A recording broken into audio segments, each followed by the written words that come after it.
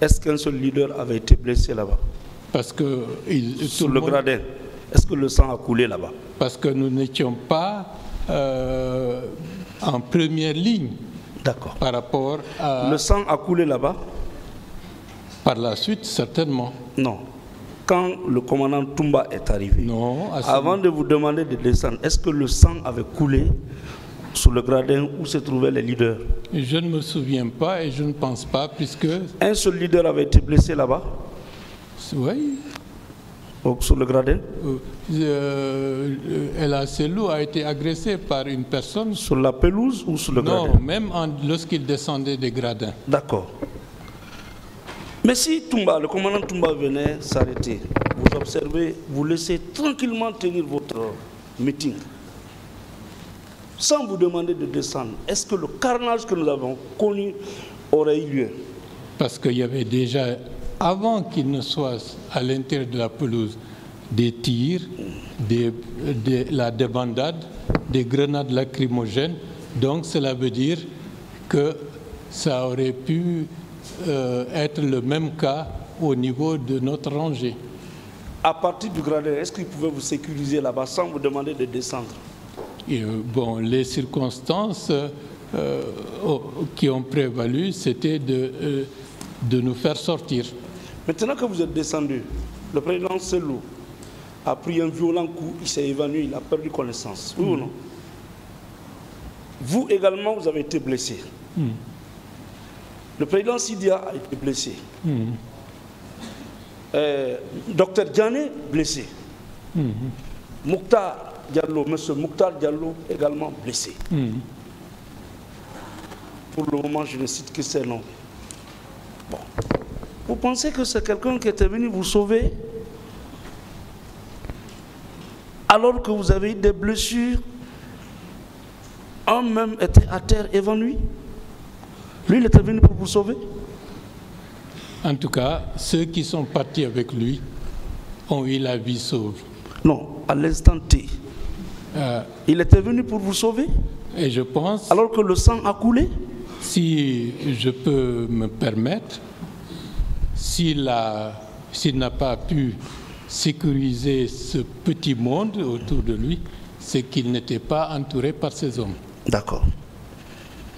Le tribunal appréciera. Néanmoins, lui, commandant du régiment, chargé de sécuriser le président de la République, abandonne le président, vient au stade. Il y a des morts d'hommes, les leaders sont blessés. Pourquoi, selon vous, il a donné la priorité aux leaders alors qu'il y avait d'autres citoyens qui étaient là, qui pouvaient être sécurisés? Peut-être c'était au-dessus de ses capacités de pouvoir le faire. Donc, il a privilégié des personnalités qui, d'une manière ou d'une autre, leur disparition aurait engrangé peut-être beaucoup plus de violence et une déstabilisation du pays. Ok. Monsieur Baouri Amadou Ouriba, vous avez tout à l'heure déclaré que c'est le chef suprême qui était responsable, tout. Mais vous savez que vous, on ne peut pas vous apprendre que la responsabilité pénale est personnelle et individuelle en matière pénale. Vous le savez. Que quiconque, dans le box des accusés, le commandant Touma n'est pas seul là-bas, il y en a d'autres. Bien sûr. Qui sont en prison. Est-ce que vous les avez vus au stade? Est-ce que vous les avez vus au stade? En dehors du commandant Diakité, du colonel Tcheboro, oui. Les autres, à titre personnel, je ne les ai pas vus. Bien. Le colonel Tcheboro, vous avez décrit le service qu'il vous a rendu. Il vous a aidé à être à l'hôpital.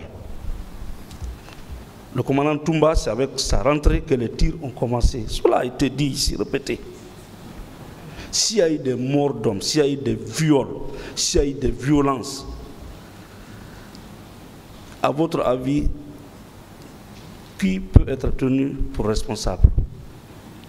Je suis incapable de juger cela à mon propre niveau, mais je dois dire si, à la lumière de ce qui s'est fait et de toute l'expérience que nous avons eue des événements, si le commandant Toumba Diakité était entouré par ces hommes, le carnage n'aurait pas pu avoir lieu. D'accord. Vous avez connu Formo?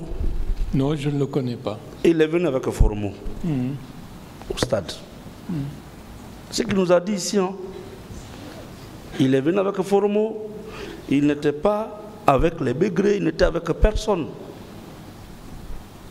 Et vous nous dites qu'il y avait les bérets rouges. À quoi on peut s'en tenir? Bon, il y avait des bérets rouges, c'est manifeste. Des militaires aux bérets rouges. Bien entendu. Dans l'enceinte du stade. Bien sûr. Et d'autres, bien entendu. D'accord. Et à la tête desquels se trouve le commandant Toumba. Ça, c'est une appréciation puisqu'on ne connaissait pas les relations hiérarchiques et les motivations des uns et des autres. D'accord. En partant à l'hôpital, quand il vous convoyait à l'hôpital, Fromo n'était pas à côté de lui? Moi, je ne les ai pas vus partir puisqu'ils nous ont laissés au niveau de la pelouse. De la pelouse? Bien entendu. Le commandant Toumba? Oui. Vous a laissé au niveau de la pelouse? Parce que El Selou était à terre et je ne pouvais pas l'abandonner. Mais il a abandonné El Selou à terre. Et il est parti. Parce qu'il fallait évacuer les autres. Qui vous a évacué alors? Ablaï 3, un de nos militants, qui m'a aidé à porter El Selou, à le sortir du périmètre de la pelouse, jusqu'à ce qu'on se retrouve toujours à l'intérieur du complexe du stade. C'est à ce moment-là, au moment où on était poursuivi par des gens qui nous assénaient de coups, que j'ai aperçu le colonel Thiebouro et qui s'est approché de moi et qui nous a pris en charge. Monsieur Ouri, M. Baouri, oui. Ablaï, dont vous parlez, c'est l'ex-président de la délégation spéciale de Kindia. Non, ça n'a rien à voir. C'est lui?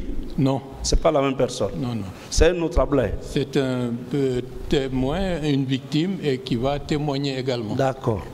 Mais après tout, le président Selou, quand même, était à terre. Et celui qui était venu vous sauver l'a abandonné à terre là-bas, ensanglanté.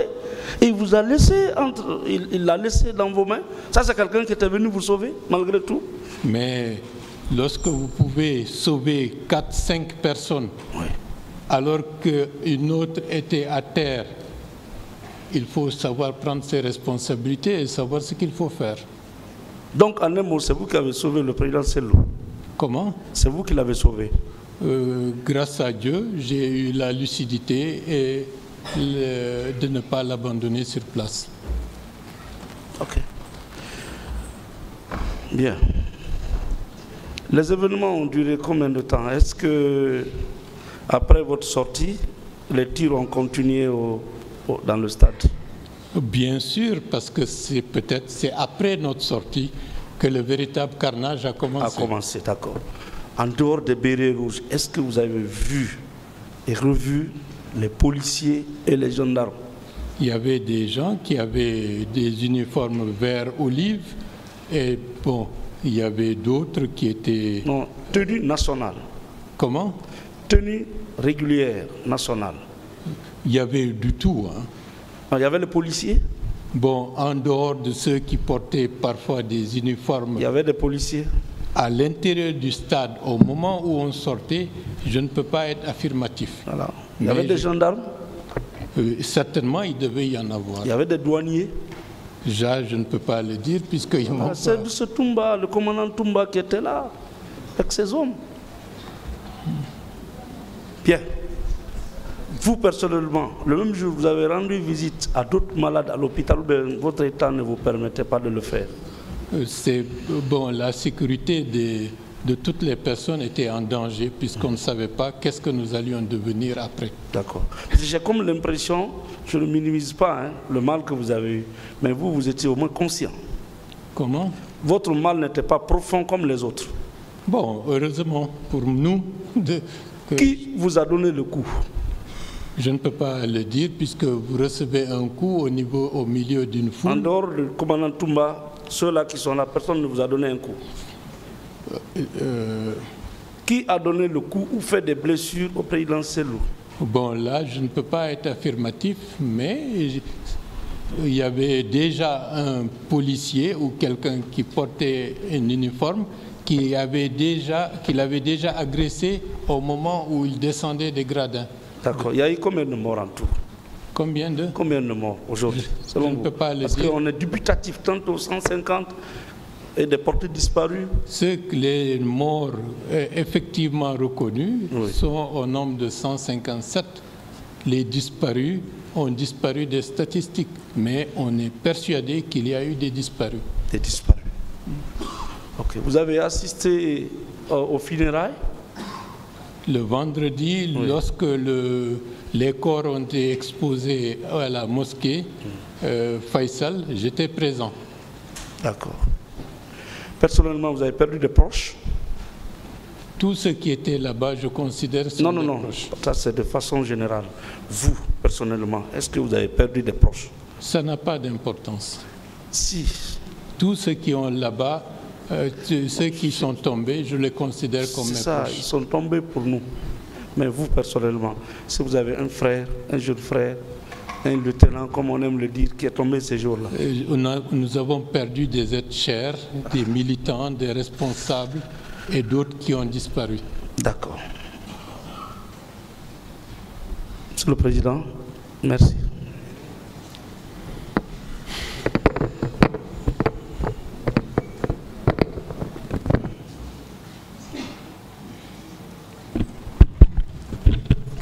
Monsieur, c'est-à-dire le bénéficiaire de la délégation. Pourquoi vous nommez des ministres? C'est pour qu'ils travaillent pour qui? C'est pour qu'ils travaillent non seulement pour la nation, oui, et qu'ils vous rendent compte aussi. Parfait. La nation, c'est la population? Oui, la population. Parmi elles, il y avait les manifestations des manifestants du 28 septembre. C'est bien cela? Bien sûr. D'accord. Est-ce que vous saviez que lorsque vous déléguez votre pouvoir, la conséquence c'est que vous cessez de l'exercer parce qu'ils sortent de votre patrimoine et ils rentrent dans le patrimoine du délégué? Tout à fait. Je vais vous lire. Il y a dans la même plainte déposée où la partie civile demande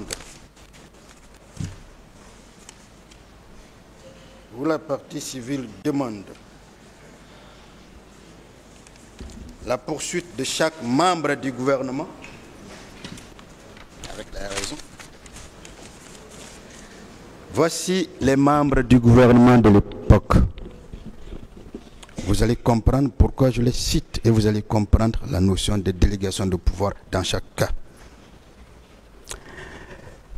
Composition du gouvernement le 28 septembre 2009.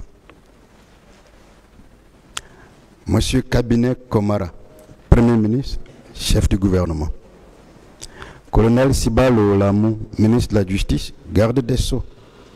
Général Sekouba Konaté, ministre à la présidence, chargé de la défense nationale.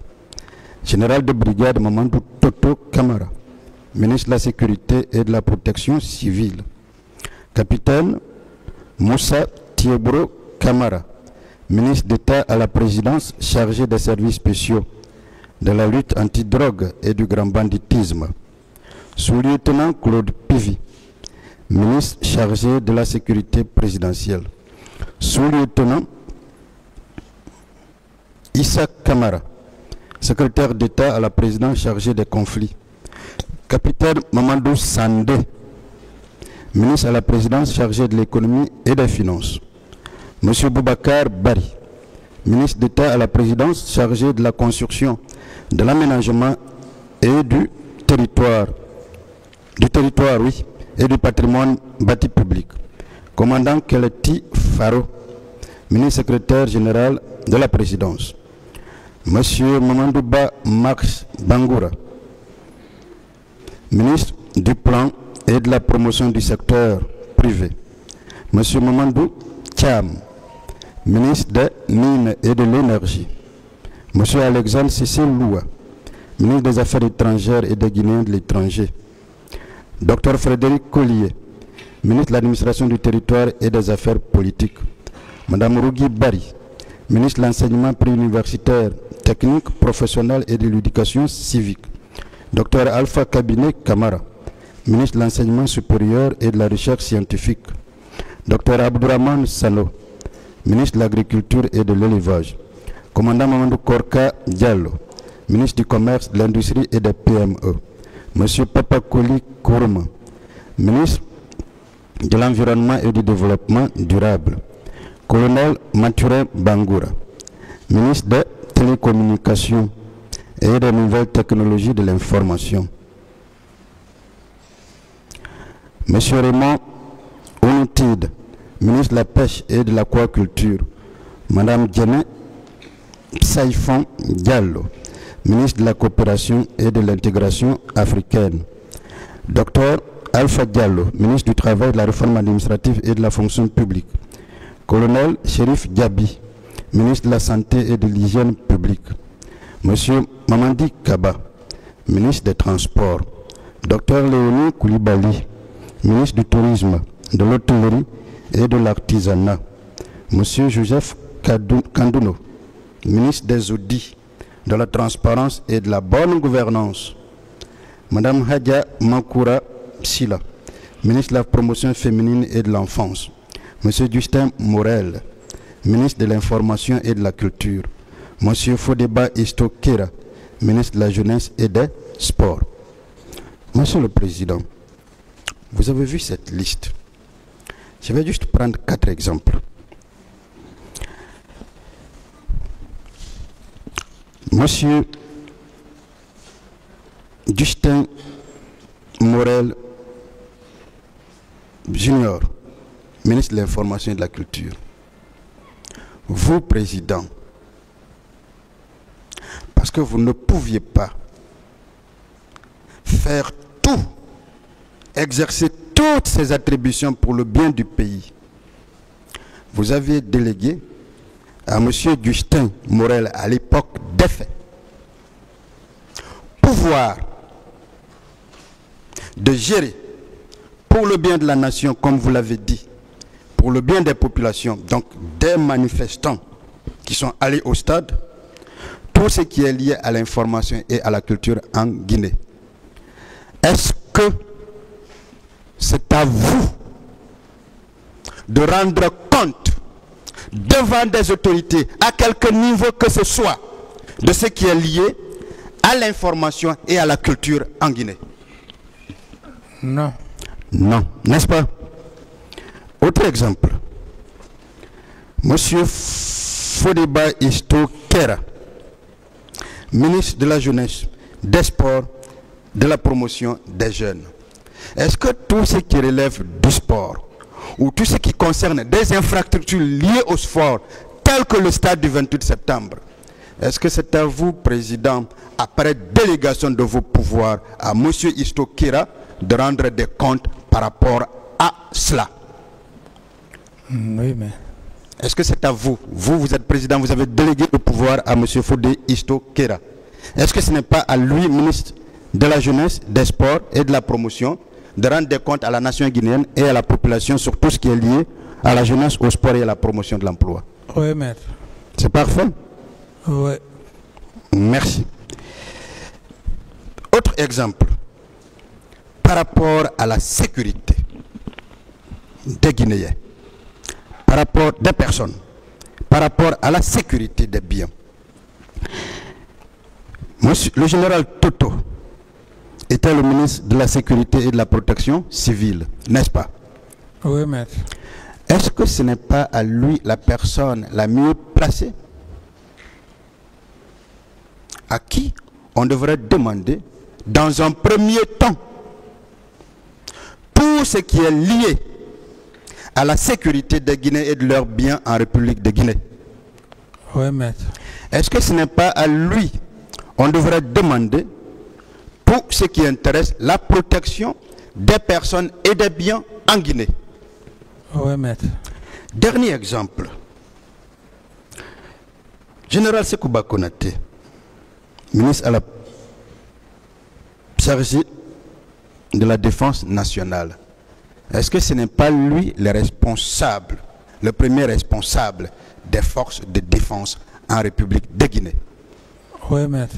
Est-ce que les militaires, à quelque niveau que ce soit, qu'ils soient gendarmes dans les camps ou à la présidence, n'ont pas pour premier responsable, en ce qui vous concerne,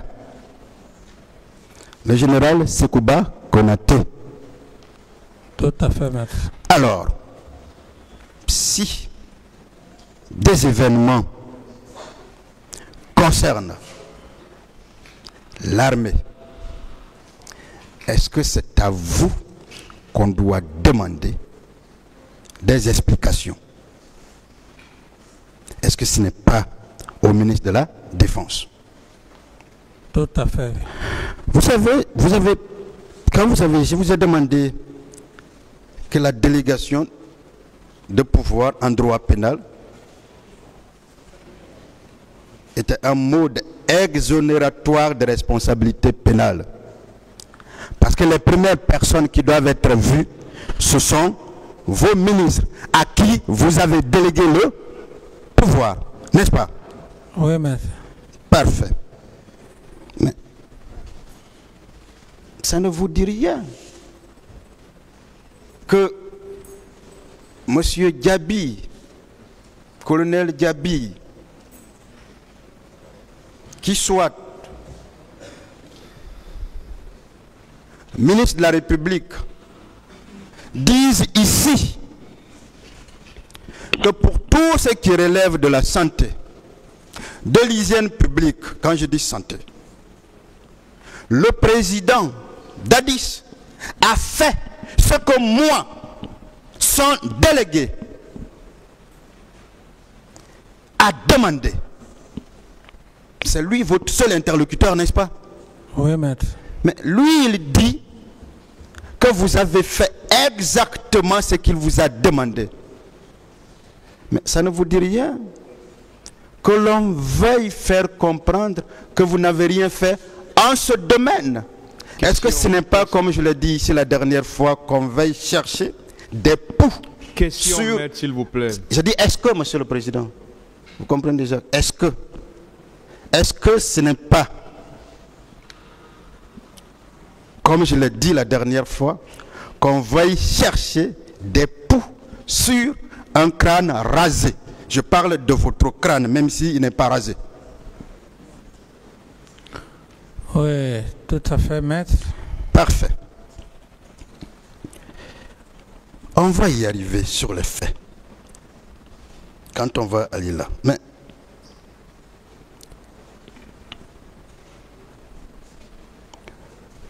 au regard de tout ce que nous venons de dire, au regard des déclarations que vous venez de faire suite à mes questions, au regard de la liste que j'ai produite des membres du gouvernement, vous ne pensez pas que plusieurs questions vous sont posées à tort alors qu'elles devraient être adressées à vos ministres? Oui, maître. Si vous avez des difficultés, par exemple, de les répondre, est-ce que ce n'est même pas une logique, cela? Tout à fait.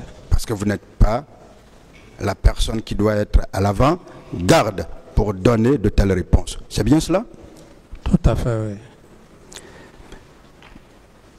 Vous ne trouvez pas que c'est un acharnement contre vous? Je répète, en confrère, vous ne trouvez pas que c'est un acharnement contre vous? Oui, coûte que coûte, goutte que coûte. Parfait. Est-ce qu'un ancien chef d'État qui a autant montré sa volonté, nous avons commencé par cela, autant montré sa bonne foi avec des écrits, doit être traité de la sorte? Ça dépend du contexte, maître. Heureusement que le tribunal est là d'ailleurs pour veiller sur tous vos droits depuis le début. Dans le même registre, Monsieur le Président Dadis, je veux qu'on parle de la réalité de votre pouvoir. C'est important qu'on le sache. Mais avant, votre régime, confirmez-vous que c'était un régime militaire? Oui, maître.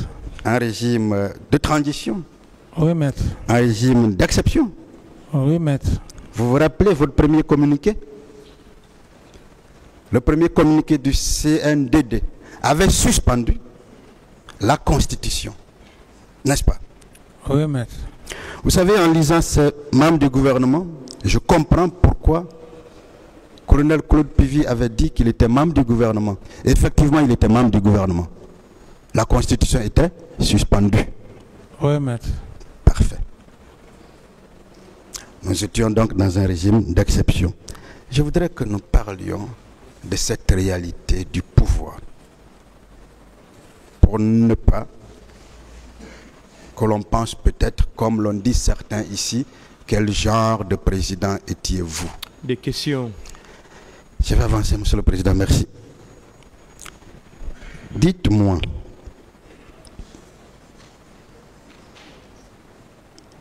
et il faut qu'on en parle,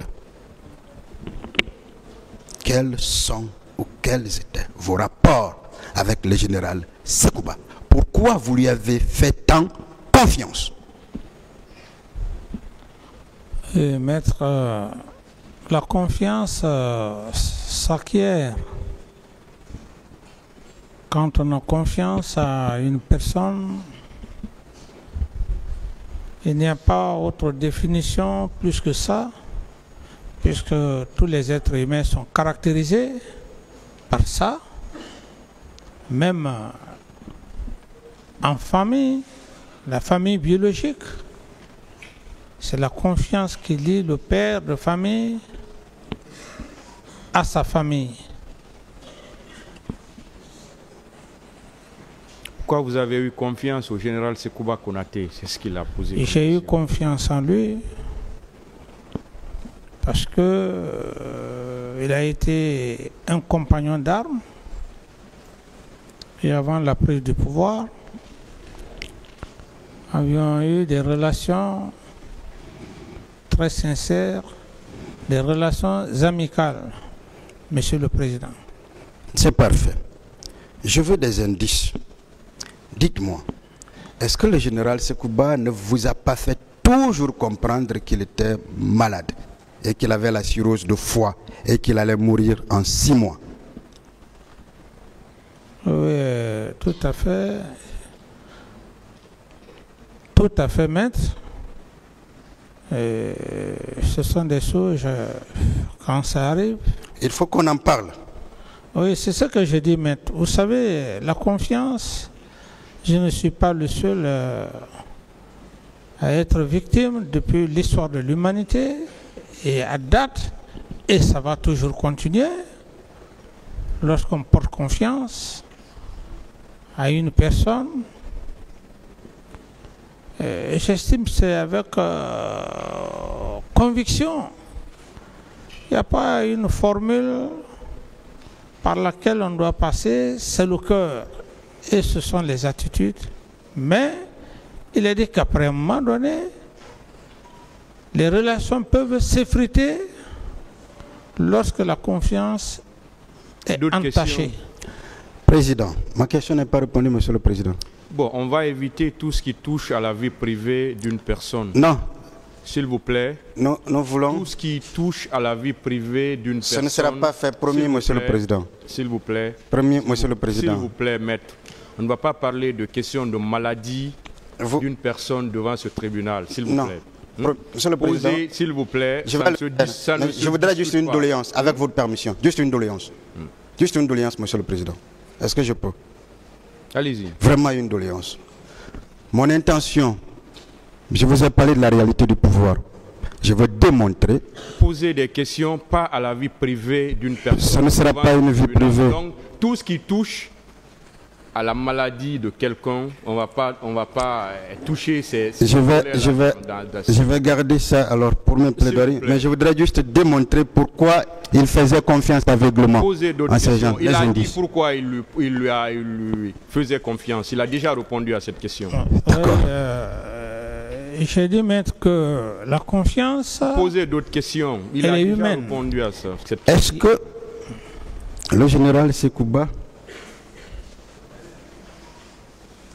c'est une fois couché devant vous, en vous remettant une arme et en vous disant, des gens veulent nous opposer, si vous voulez, tuez-moi, faites de moi votre sacrifice?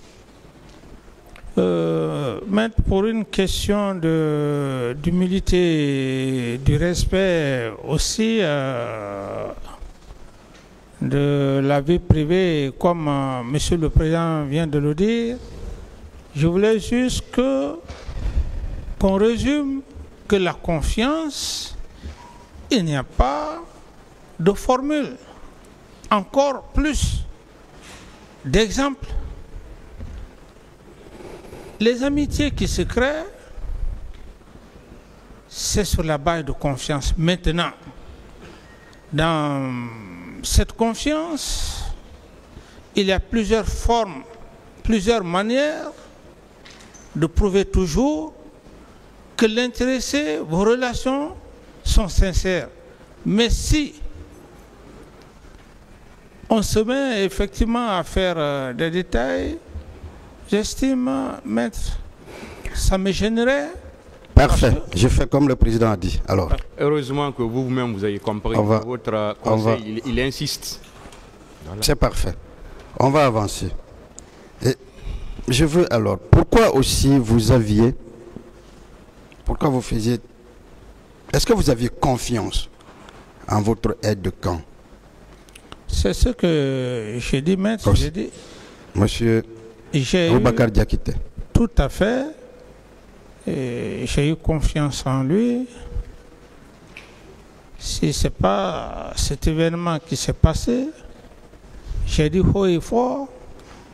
Et je crois que l'armée guinéenne en sait mieux.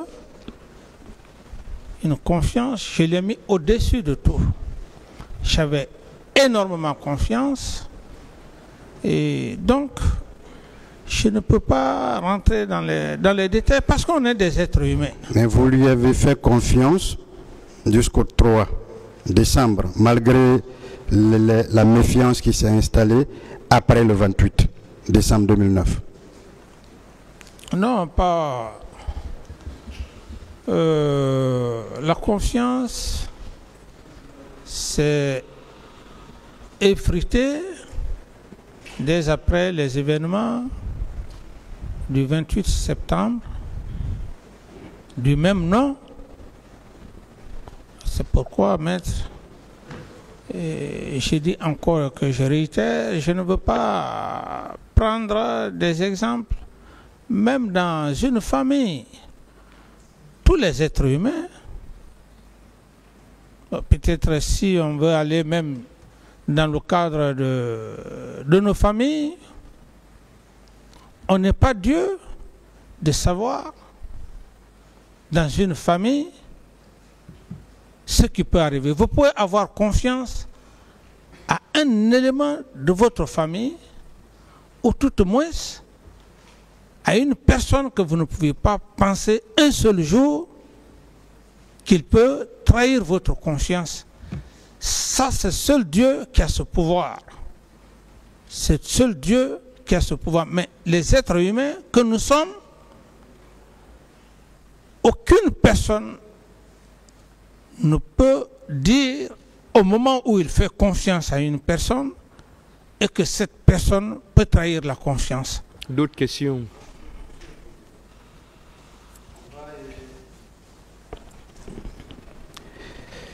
Je voudrais, toujours dans le chapeau, on a entendu presque toutes les parties vous dire pourquoi vous n'avez pas arrêté, pourquoi vous n'aviez pas suspendu tel ou tel. Est-ce que vous vous rappelez qu'après les événements du 28 septembre, une médiation a été entamée entre le CNDD, la classe politique et la société civile sous l'égide de la CEDEAO, qui avait dépêché le président Blaise Compaoré, ici à Conakry.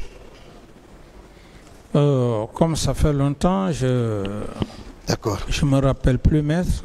Monsieur le Président, ça fait partie justement des pièces que j'ai communiquées tout à l'heure.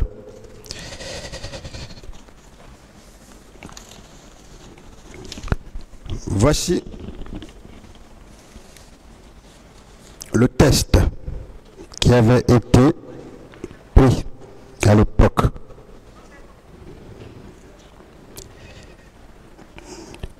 Voici ce que le test disait en ce qui concerne tout ce qui est lié aux arrestations. Dans ce test qui a été signé par les forces vives, le CNDD et les membres du gouvernement, il était interdit toute interpellation, toute arrestation. Est-ce que vous pouviez faire fi de ce test pour procéder à des arrestations? Non, maître. Est-ce qu'en ne décidant pas d'arrêter, vous n'aviez pas été tout simplement un président républicain, c'est-à-dire un président qui respecte les lois de son pays? Oui, maître, comme je l'ai dit, le tout résumé, c'est par rapport même à l'ordonnance que j'ai fait lecture ici devant l'auguste tribunal. Et je pense que cette ordonnance englobe tout. Une fois que vous saisissez la loi, la justice, elle est au-dessus de tout, maître. Parfait. Je vais lire justement la partie, la page 2, liée aux soins. Les deux parties conviennent, c'est le point 1-2, de la libération des personnes interpellées ou maintenues de force. Dans un souci de respect des droits humains et des libertés publiques et individuelles, les deux parties conviennent en outre que le gouvernement veille à ce qu'aucune personne interpellée à la suite des événements ne soit maintenue illégalement en détention par les forces de défense et de sécurité. Est-ce que n'est-ce pas là aussi la preuve qu'en signant, le gouvernement de votre pays, le CND, en signant ce document, on n'a pas voulu raviver les tensions?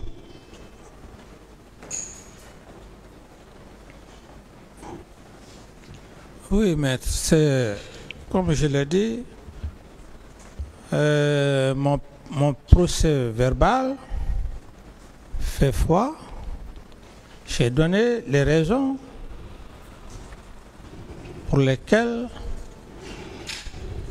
je n'ai pas arrêté des personnes, même quand bien même que je pouvais les arrêter, eu égard à certaines circonstances. Du moment que j'avais saisi la justice, je pense que ça résume le tout. Tout ce que vous venez de dire, maître, la Commission nationale et l'international résume les éléments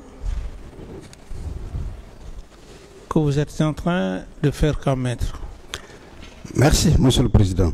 Sur la suspension dont on a toujours parlé, mais Est-ce que vous savez que la suspension est une mesure conservatoire?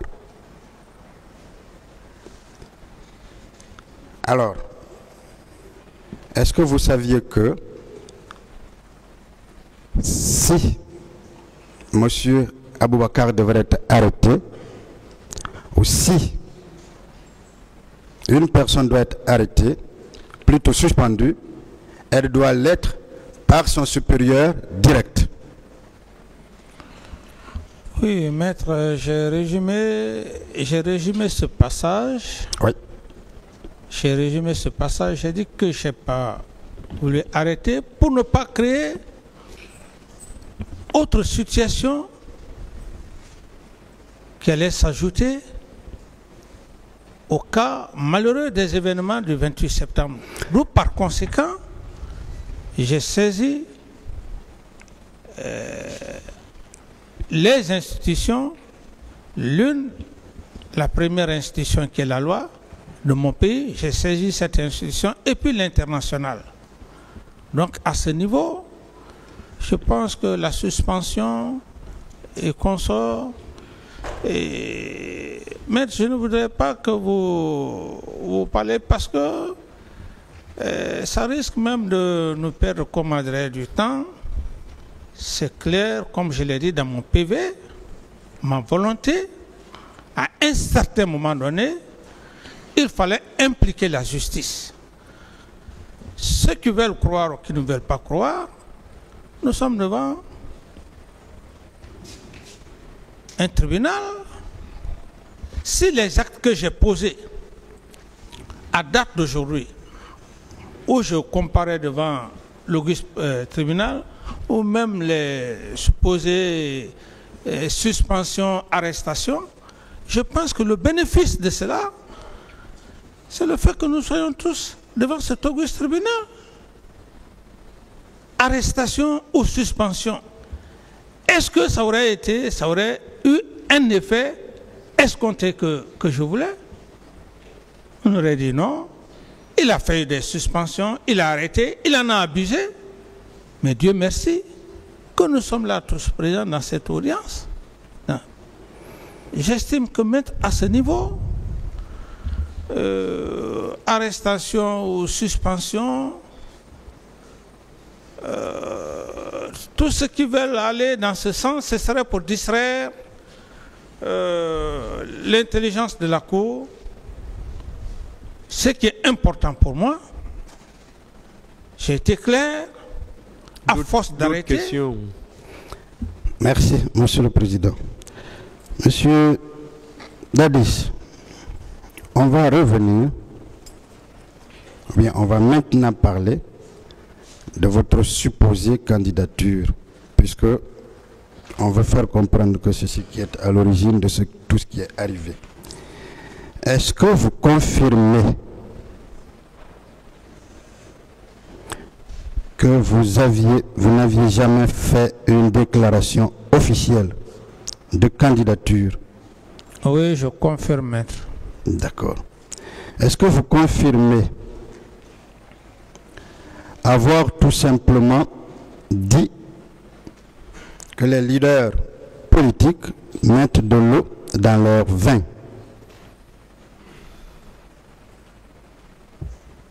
Oui, je confirme. Monsieur le Président Dadis,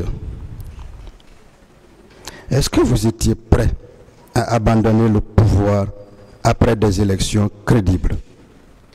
Tout à fait.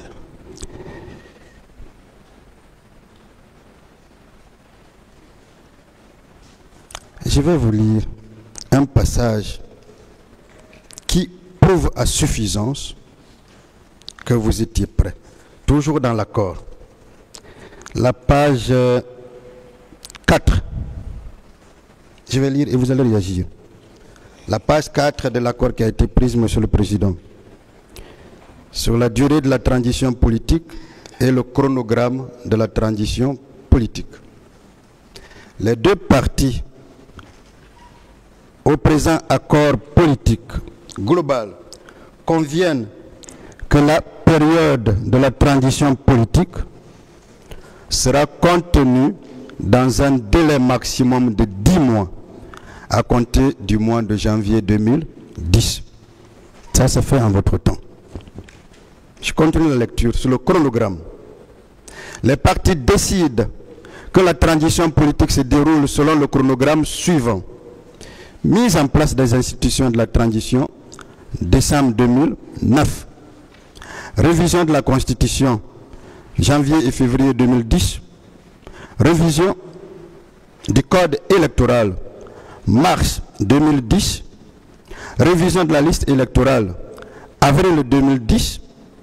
Élections législatives, mai 2010. Élection présidentielle, octobre 2010. N'est-ce pas là la preuve que vous n'aviez pas la volonté de confisquer le pouvoir? C'est ce que je viens de vous dire, maître. Ce qu'il faut seulement savoir, quelles que soient toutes les démonstrations que vous allez faire devant cet auguste tribunal, seuls les professionnels, comme l'auguste tribunal, peuvent vous comprendre, mais d'autres ne vous comprendront pas.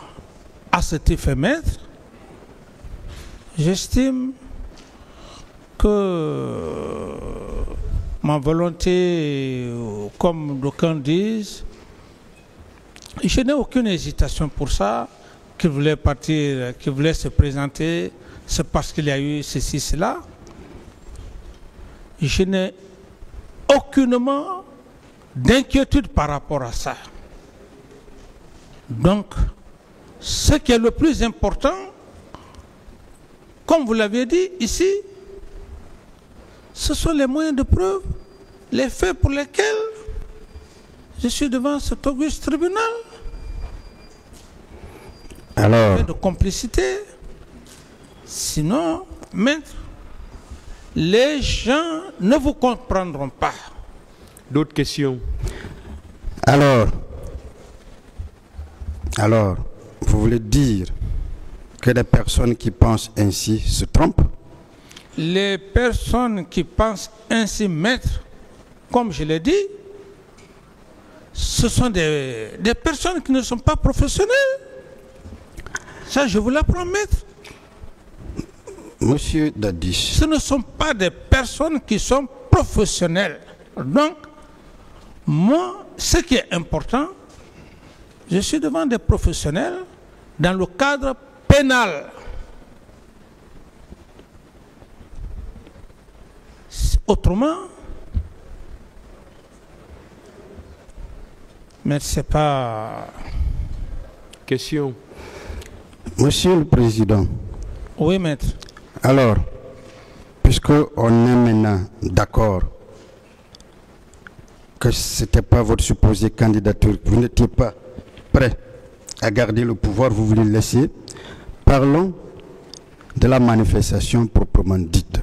Dites à cet auguste tribunal, est-ce que vous étiez opposé à cette manifestation?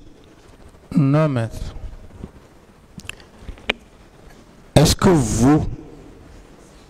Est-ce que c'est à vous qu'on adresse une autorisation ou une déclaration simple de manifestation? C'est pas à moi, maître, c'est au maire qu'on adresse. Vous voyez, c'est au maire, n'est-ce pas? Oui.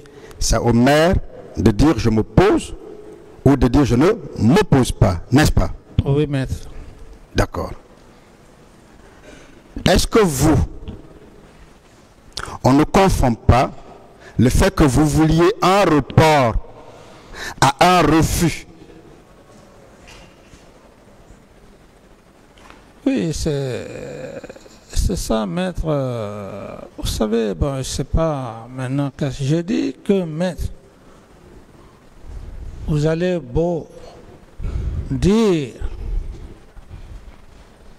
ces personnes qui pensent de la sorte ne sont pas des professionnels. Ils confondent tout. Ils confondent tout. Vous savez que ce que vous dites a été attesté par feu Jean-Marie Doré. Personne n'a dit que vous vous êtes opposé, mais que vous vouliez juste un report. Oui, maître. On ne va pas revenir sur la raison du report pour ne pas retarder le tribunal, parce que vous l'avez clairement indiqué. C'était à cause de l'histoire liée à la journée du 28 septembre. C'est bien cela? Oui, tout à fait. Une journée historique. Mais en tant que chef d'État, à l'époque des faits, mais vous n'étiez pas en droit de vouloir, je vais même dire de devoir, accorder de l'importance à une journée qu'on semblait ignorer en Guinée, le 28 septembre. Pour tout citoyen qui aime sa patrie, sa nation, je ne dis pas. Une personne qui n'aime pas la nation peut piétiner l'histoire de la République. Est-ce que le fait de vouloir un report est en soi une infraction pour laquelle vous devrez être traduite devant un juge? Non, c'est pas... Ce n'est pas en soi une infraction. Ouais, c'est pas une infraction. Dites-moi, comme tout le monde, vous étiez déjà au courant de la manifestation. C'est bien cela? Bien ça, maître. Mais en tant que premier responsable de la Guinée à l'époque, ayant manifesté le vœu du report, est-ce que pour vous ce report avait été déjà accepté? D'une part, oui. De l'autre part, eu égard